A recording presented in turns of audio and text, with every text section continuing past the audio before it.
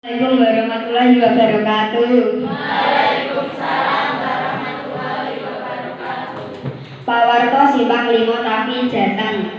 Datangi Gua Pancur niki catatan khusus Gubernur Jawa Tengah Ganjar Pranowo sing diiringi Bupati Pati Haryanto lan staf Forkopamida mengunjungi Gua Pancur Desa Jimbaran Kecamatan Kayen Senin 4 November 2019.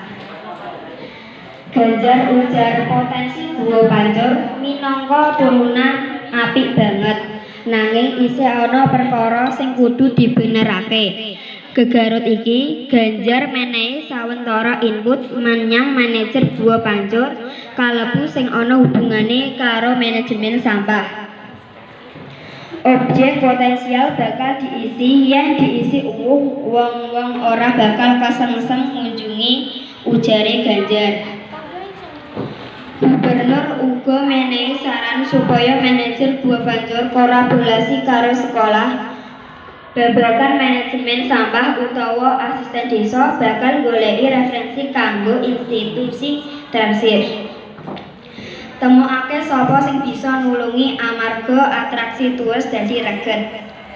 Mesti ora ana sing nyenengake, nanging yen papan kasebut apik, wangi menarik, mesti turis bakal teka, ujare. Ganjar uga menehi saran supaya susulan papan tersebut ing Gua Pancur bisa dirampungake. Ing kasus iki dheweke ngarepake manajemen supaya besok bisa melu pranolog lan insinyur teknik sipil. Nyuwun tulung supaya bisa diatur kira-kira tata letak bangunan kudu kaya apa, mungkin sampeyan bisa nambah nuansa tradisional Pati Slentrehe. Input liyane sing diwenehake dening Ganjar ana hubungane karo masalah jumlah ganggang ing lokasi Gua Pancur. Gandengane manajer dijaluk konsultasi karo para ahli karo golek perlawatan sing paling apik. Apa cukup dipotong utawa bisa digunakake kanthi cara tertentu. Ganjar uga menehi ide marang manajer supaya nggawe ide kreatif saka masyarakat nganake kontes selfie, kontes foto, kompetisi vlog kanthi nulis tema cara nggawe Gua Pancur sing apik.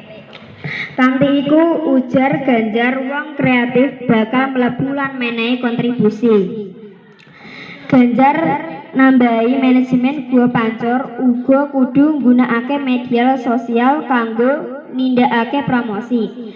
Miturut dheweke iki luwih efisien timbang liwat promosi lewat media main kanthi biaya sing larang. Aja lali yen sampeyan upload konten program ing media sosial CC ing aku. Pengikut Instagramku yaiku 1,5 juta. Aku bisa ngerti jagat menawa ana Gua Pancur iki. Sadurunge kanca uga wis njupuk gambar. Bengi utawa sesuk video kasebut bakal ditayangkan gratis ora bayar.